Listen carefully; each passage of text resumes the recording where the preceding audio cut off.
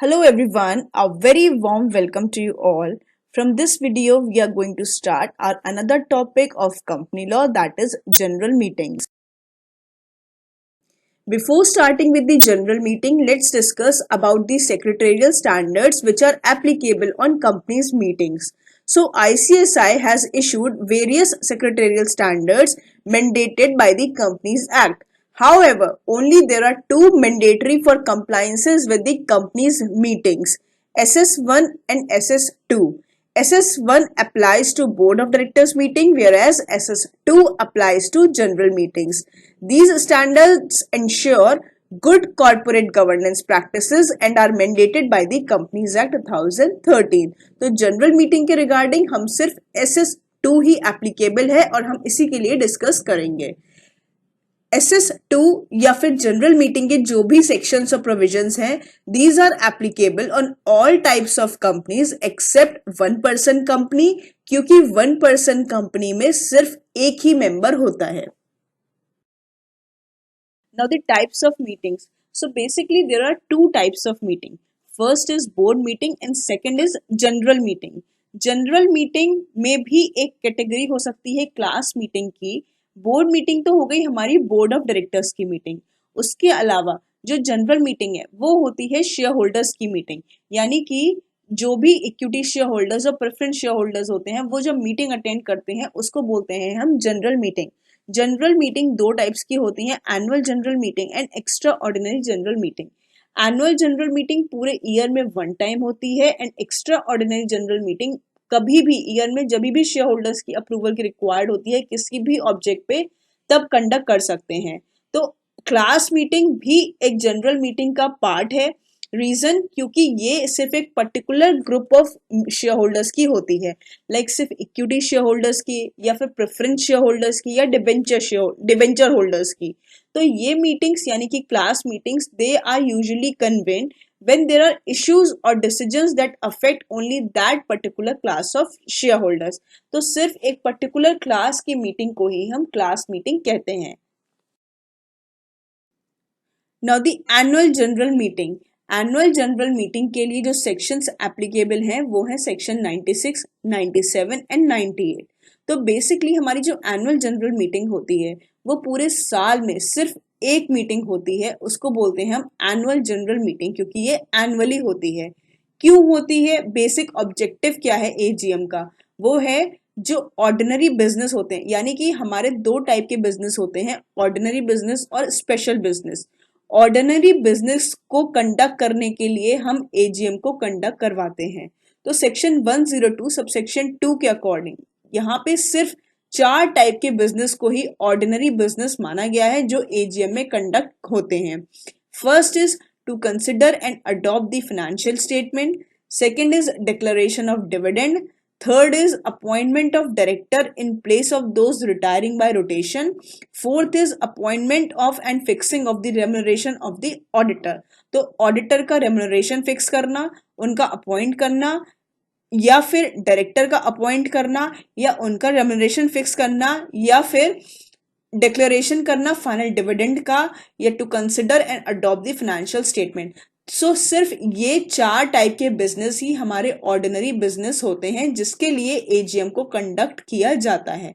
Although company इन चार business के अलावा भी कोई भी बिजनेस है जो एजीएम में कंडक्ट कर सकती है, बट उस पे हम उसको स्पेशल बिजनेस ट्रीट करेंगे क्योंकि सिर्फ ये चार बिजनेस ही ऑर्डिनरी बिजनेस होते हैं।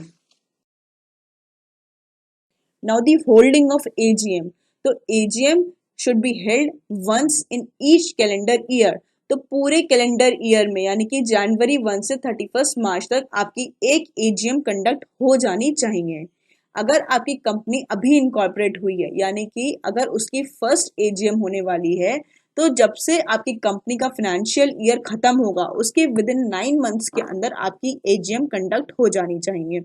सपोज आपका जो फर्स्ट फाइनेंशियल ईयर है, अगर आपकी कंपनी नवंबर या दिसंबर 2023 में इनकॉर्पोरेट हुई है और आपका फाइनेंशियल ईयर फॉर एग्जांपल आपका फाइनेंशियल ईयर 31 मार्च 2024 को एंड हो रहा है, तो विद इन 9 मंथ्स यानी कि 31 दिसंबर तक उसकी फर्स्ट एजीएम कंडक्ट हो जानी चाहिए।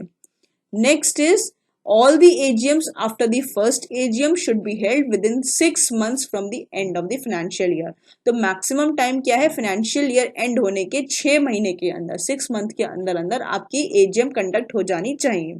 तो यानी कि अगर आपका सपोज सब्सिक्वेंट जो फाइनेंशियल ईयर है वो 31 मार्च 2025 का है, तो विद इन 6 मंथ के अंदर यानी कि 30 सितंबर तक आपकी जो सेकंड AGM है वो कंडक्ट हो जानी चाहिए। नेक्स्ट पॉइंट इज जो रजिस्ट्रार है यानी कि ROC है, वो इस होल्डिंग ऑफ AGM के टाइम पीरियड को एक्सटेंड भी कर सकता है, लेकिन वो फर्स्ट AGM के टाइम पीरियड को एक्सटेंड नहीं कर सकता है। सब्सिक्वेंट AGM के टाइम पीरियड को एक्सटेंड कर सकता है, लेकिन मैक्सिमम 3 मंथ्स तक का वो एक्सटेंशन दे सकता है।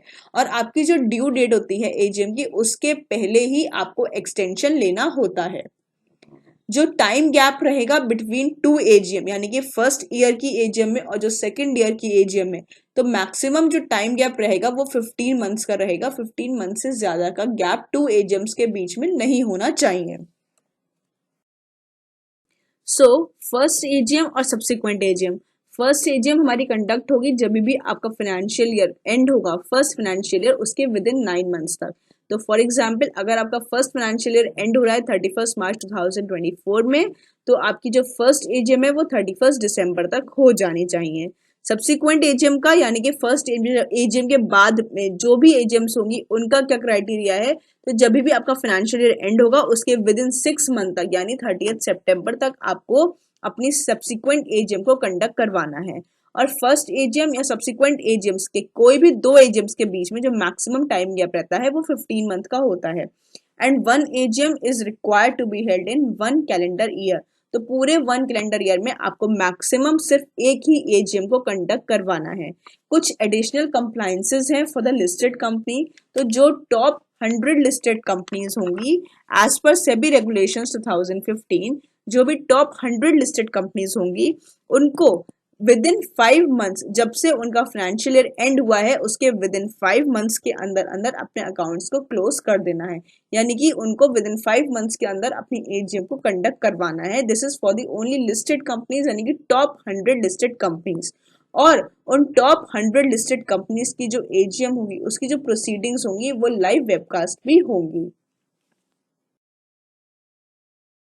Now the time and place for holding of AGM, कहाँ पे कंडक्ट होगी, किस टाइम पे होगी, तो it can be conducted in business hour, means between 9 AM to 6 PM, कभी भी आप कर सकते हो, but it should not be a national holiday.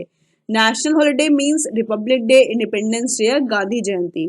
कहाँ पे कंडक्ट होगी, it should be conducted at the registered office of the company या कोई भी place within the same city, town और village where the registered office is situated. In case of unlisted companies, AGM सबसे पहले तो अपने कहाँ पर हो सकती है, अपने रजिस्टर्ड ऑफिस पे। रजिस्टर्ड ऑफिस पे नहीं करना है तो जितने भी मेंबर्स हैं उनकी कंसेंट की रिक्वायरमेंट होती है, चाहे रिटन फॉर्म में या फिर इलेक्ट्रॉनिक मोड में इन एडवांस। इसके अलावा जो गवर्नमेंट कंपनीज हैं उनकी मीटिंग या तो रजिस्टर्ड ऑफिस पे होगी या with in same city, town और विलेज में जहाँ पे भी मतलब मेंबर्स डिसाइड करते हैं वहां कंडक्ट कर सकते हैं, या फिर एक ऐसी जगह जो सेंट्रल गवर्नमेंट ने अप्रूवल दिया हो कि यहाँ पर आप मीटिंग कंडक्ट कर सकते हैं, वहीं पर जनरल मीटिंग कंडक्ट की जा सकती है। इसके अलावा जो सेक्शन 8 कंपनीज हैं वो अपना टाइम, डेट और प्लेस हर EGM की डिसाइड कर सकते हैं, उनको जहां भी करनी है before hand by the board of directors. Urgent general meeting, अगर कोई भी मीटिंग अर्जेंट हो गई है, मींस जिस दिन वो डिसाइड होती है उस दिन नहीं हुई due to lack of quorum या किसी भी रीजन की वजह से, वो मीटिंग सिर्फ नेशनल हॉलीडे पे कंडक्ट करवा सकते हैं। This is permissible only if उनके एजेंडा में filling of the vacancy of the director retiring by rotation, means कोई भी एक ऐसा डायरेक्टर जिसको आप अपॉइंट कर रहे हो या उसकी वैकेंसी को फिल कर रहे हो जो रिटायर हो गया है बाय रोटेशन, उसकी वैकेंसी को फिल करने के लिए वो एजेंडा उस मीटिंग के लिए नहीं होना चाहिए, तो वो मीटिंग नेशनल हॉलीडे पे हो सकती है only of the urgent meeting. Power of NCLT to call AGM, so section 97 के अकॉर्डिंग NCLT यानी नेशनल कंपनी लॉ ट्रिब्यूनल के पास पावर होती है कि अगर कोई भी कंपनी AGM कंडक्ट नहीं करवा रही है विद इन टाइम तो NCLT करवा सकता है। First is failure to call AGM. अगर सेक्शन 96 के अकॉर्डिंग कोई भी कंपनी एजीएम नहीं करवाती है और कोई मेंबर अप्लाई करता है एनसीएलटी को एजीएम करवाने के लिए, तो रिसीव करने के बाद जब एजीएम नहीं हुई है उसकी एप्लीकेशन जाएगी एनसीएलटी पे, तो एनसीएलटी एजीएम को कॉल करने के लिए नोटिस इशू कर सकता है। तो एनसीएलटी के पास ये पावर होती है, ये अथॉरिटी होती है कि वो जैसे चाहे एजीएम को कंडक्ट करवा सकता है ऑर्डर देके।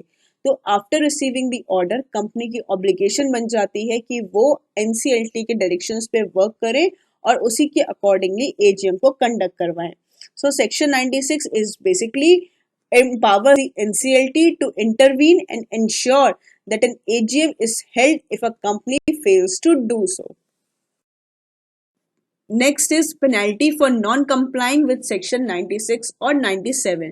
तो अगर आपने अपनी एजीएम को कंडक्ट नहीं करवाया एज पर सेक्शन 96 या 97 या कोई भी प्रोविजंस का ब्रीच होता है, तो सेक्शन 99 के अंडर पेनल्टी है। एज पर दिस, अगर आपने एजीएम को कंडक्ट नहीं करवाया एज पर सेक्शन 96 या एनसीएलटी ने जो आपको डायरेक्शंस दिए थे अंडर 97 और सेक्शन 98, वो हमारा ऑफेंस माना जाता है। तो ऑफेंस के अगेंस्ट जो पेनल्टी है, तो कोई भी कंपनी जिसने सेक्शन 96 या 97 का ब्रीच किया है या प्रोविजंस को कंप्लाई नहीं किया है, उस पे और एवरी ऑफिसर इन डिफॉल्ट पे पेनल्टी लग सकती है अप टू ₹1,00,000। लेकिन अगर आपका डिफॉल्ट कंटिन्यूइंग डिफॉल्ट है तो 5,000 रुपीज की for every day till the default continues आपका फाइन लग सकता है। तो section 99 is about the penalty, जो ये इंश्योर करवाता है कि जो हमारी होल्डिंग ऑफ एजीएम है वो कंप्लायंस को पूरा करे, अदरवाइज इतनी पेनल्टी उसमें लग सकती है। Thank you so much. In the next video, we will be discussing more about the general meeting. So stay connected and keep learning.